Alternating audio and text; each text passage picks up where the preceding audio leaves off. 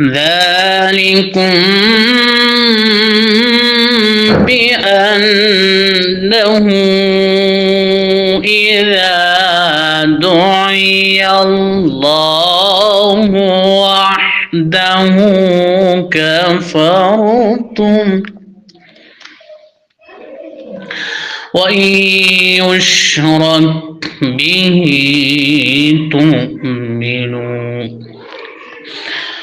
فالحكم لله العلي الكبير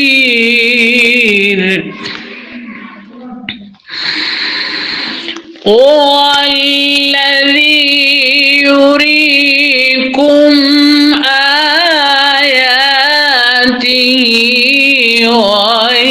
وينزل لكم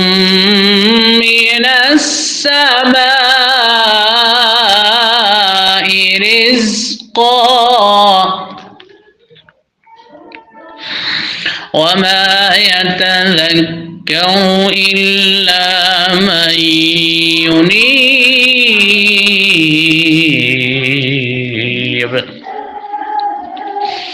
فادعوا الله